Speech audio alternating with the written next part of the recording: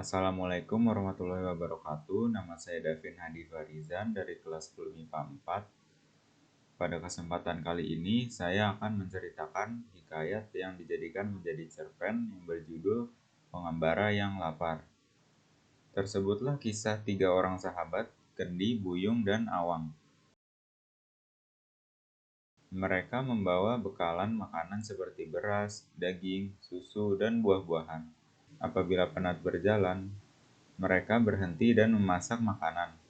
Jika bertemu kampung, mereka akan singgah membeli makanan untuk dibuat bekal dalam perjalanan. Pada suatu hari, mereka tiba di kawasan hutan tebal. Di kawasan itu, mereka tidak bertemu dusun ataupun kampung. Mereka berhenti dan berehat di bawah sebatang pokok ara yang rindang. Bekalan makanan pula telah habis. Ketiga-tiga sahabat ini berasa sangat lapar. Hai, kalau ada nasi sekawah, aku akan habiskan seorang. Tiba-tiba Kendi mengeluh. Dia mengurut-ngurut perutnya yang lapar. Badannya disandarkan ke perdu pokok ara. Kalau lapar begini, ayam panggang 10 ekor pun sanggup aku habiskan, kata Buyung pula. Janganlah kamu berdua tamak sangat dan bercakap besar pula. Aku pun lapar juga. Bagi aku, kalau ada nasi sepinggan sudah cukup, Awang bersuara. Kendi dan Buyung tertawa mendengar kata-kata Awang. Dengan nasi sepinggan mana boleh kenyang. Perut kita tersangatlah lapar, ejek Kendi. Buyung mengangguk tanda bersetuju dengan pendapat Kendi. Perbualan mereka didengar oleh pokok ara. Pokok itu bersimpati apabila mendengar keluhan ketiga-tiga pengembara tersebut, lalu menggugurkan ketiga helai daun. Bup! Kendi, Buyung, dan Awang terdengar bunyi seperti benda terjatuh. Mereka segera mencari benda tersebut di celah-celah semak. Masing-masing menuju ke arah yang berlainan. Ada nasi sekawah, Kendi menjerit kehairanan. Dia menghadap sekawah nasi yang masih beruap. Tanpa berpikir panjang, lalu dia menyuap nasi itu dengan lahapnya. Ayam panggang 10 ekor. Wah, sedapnya. Tiba-tiba Buyung pula melaung dari arah timur, serta-merta meleleh air liurnya. Seleranya terbuka. Dengan pantas dia mengambil ayam yang paling besar lalu makan dengan gelojoh. Melihatkan Kendi dan Buyung telah mendapatkan makanan, Awang semakin pantas meredah semak. Ketika Awang menyelak daun kelembak, dia ternampak sepinggan nasi berlauk yang terhidang. Awang tersenyum dan mengucapkan syukur karena mendapat rezeki. Dia makan dengan tenang.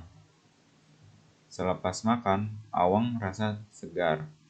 Dia berehat semula di bawah pokok ara sambil memerhatikan Kendi dan Buyung yang sedang meratah makanannya. Kendi sendawa. Perutnya amat kenyang. Nasi di dalam kawah masih banyak.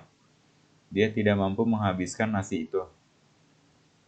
Kenapa kamu tidak bisa habiskan kami? Tiba-tiba nasi di dalam kawah itu bertanya kepada Kendi.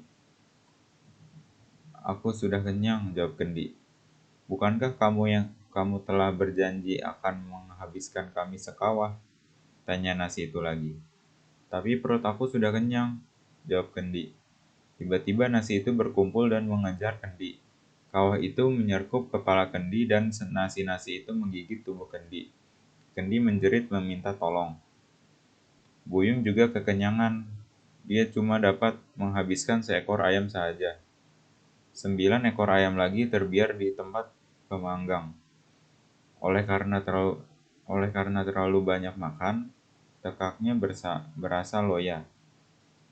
Melihat baki ayam-ayam panggang itu, dia berasa muak dan hendak muntah. Buyung segera mencampakkan ayam-ayam itu ke dalam semak. Kenapa kamu tidak habiskan kami? Tiba-tiba tanya ayam-ayam panggang itu. Aku sudah kenyang, kata Buyung.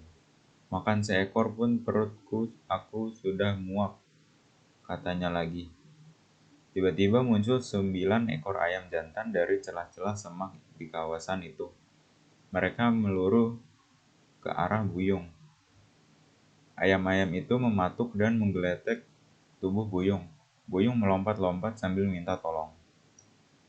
Awang bagaikan bermimpi melihat gelagat rekan-rekannya. Kendi terpekik dan terlolong. Buyung pula melompat-lompat dan berguling-guling di atas tanah. Awang tidak dapat berbuat apa-apa. Dia seperti terpukau melihat kejadian itu. Akhirnya Kendi dan Buyung pun mati. Tinggallah Awang seorang diri.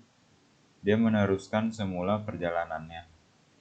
Sebelum berangkat, Awang mengambil pinggan nasi yang telah bersih. Sebutir nasi pun tidak berbaki di dalam pinggan itu. Pinggan ini akan mengingatkan aku supaya jangan sombong dan tamak. Makan biarlah berpada-pada dan tidak membazir, kata Awang. Lalu beredar meninggalkan tempat itu. Sekian dari saya, mohon maaf jika ada salah. Wassalamualaikum warahmatullahi wabarakatuh.